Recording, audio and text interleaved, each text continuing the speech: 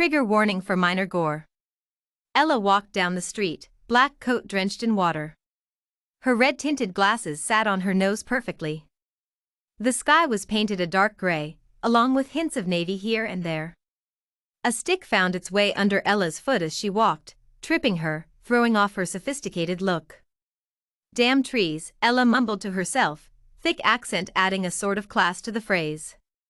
She ran her hands, and 5-inch nails, over the wall and stepped into the dark alleyway. Her walk was confident, heels tapping the concrete ground. As she neared the iron door, her pace quickened. She wobbled and tucked her hands in her pockets.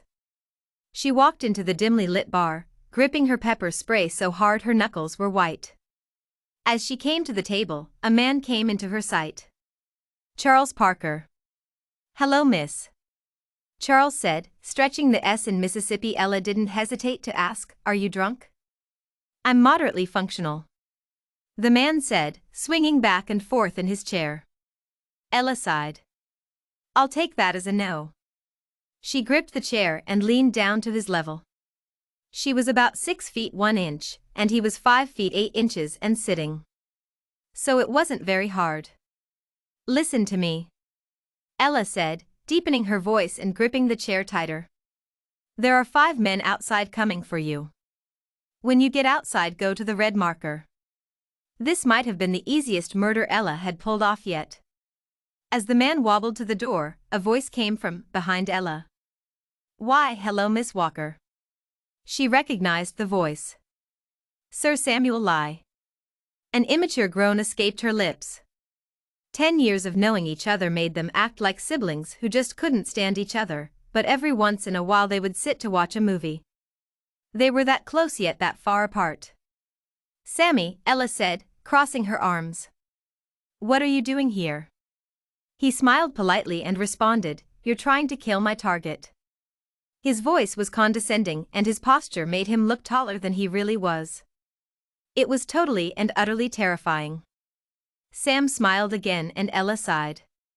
She hated to admit it, but he was disgustingly perfect.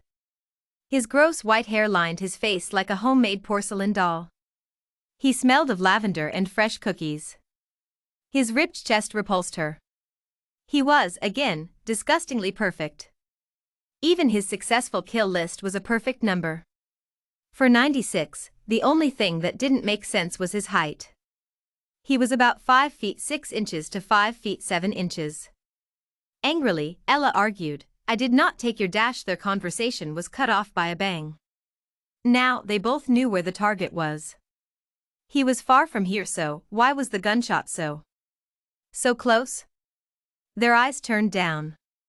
There, laying on the ground, was a .22 Hornet bullet. Jammed into the concrete. Fear laced their faces, and from the top of the building, a southern voice yelled, "We are sick of you both taking the credit for something we got done. After tonight, y'all are dead." The men on the building cheered triumphantly. Harshly, Sam's large hand wrapped around Ella's wrist. Sam asked breathlessly, "Why are they after us?" He was panting. Man, you would think the best crime boss in the world would be a little better at running. They made it to a red brick building, and pressed their backs along the wall. Sam looked around frantically. Ella stared him up and down. "What's wrong with you?" she asked, raising her glasses above her forehead. "Nothing, I just dash." Ella looked at him and cocked an eyebrow. Sam sighed, and his voice softened. "I have a huge secret that no one knows, and it would ruin my reputation." Ella chuckled. "Well, like it or not, we're in this together now. You can tell me." Maybe it was the fact that humans are more sensitive at night, or maybe it was the multiple glasses of wine Sam had had that night, but as Ella was walking away, he yelled, "I'm trans." Ella stopped in her tracks. She turned around with a questioning look on her face. "That's it? I was expecting something worse." Relief washed over Sam like a tsunami. "Come on, let's go." Sam had wondered why he spilled the beans so early to Ella. They walked for a while before finding a small wooden shed. It was in the middle of the forest, and there were no houses around it. They both walked in. It was a small area, with a large glass skylight, taking up most of the ceiling space. Ella yawned and sat down against the wall. Her eyes drooped. "Good night, Sam," muttered Ella as she fell asleep. Sam smiled and looked up to the skylight. The sky was beautiful. A black canvas speckled with white spots. The stars. Sam knew one of them would have to die. He pulled a pen out of his pocket. The next morning, Ella woke up to an empty room. She sat up to see a teal sticky note hanging on the door. It read, "Went out for a bit, I'll be back later, probably." Ella sighed and sat back down. She wondered where he was. He was running. Running from a group of men. Running far away from where Ella was. Ella found a silver watch on a wooden table. It was Sam's. A choke came from her. She stared at the door and clutched the watch. Sam dodged bullets, weaving through them like a snake. Hot tears streamed down his face from the pace he was running at. Running? No, sprinting. Ella slammed the door open, silver watch on her wrist. She sprinted down the road, eyes scanning for Sam. She threw off her heavy black coat and heels. She ran as fast as she could, and people on the street thought she was crazy.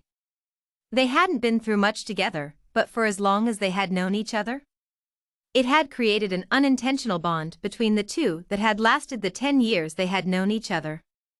One that wouldn't be broken by anything. Not arguments, food, or living condition. But a bullet in the chest might do the job. Ella's legs burned. Her hair whipped furiously around her face. "Sam!" she cried out, voice cracking. A bullet penetrated Sam's leg. He fell over, face slamming on the ground. He was released into a calming, black abyss. Ella turned the corner where he was laying on the ground. "Sam!" she yelled. Ella put her hand under Sam's head and pulled it back out. Her hand was drenched in blood.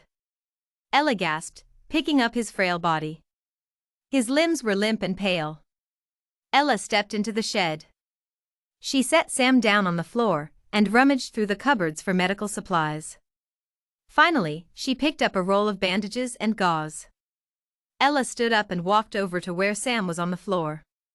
She lifted his shirt gently and began applying the gauze. Sam's eyes opened slowly, searching the room. He saw Ella next to him, reading Graceling by Kristen Chaushore. He looked down to see Ella's black wool coat draped over his chest. Slowly, he looked up to stare at the stars. And at that moment, Sam knew they were finally safe.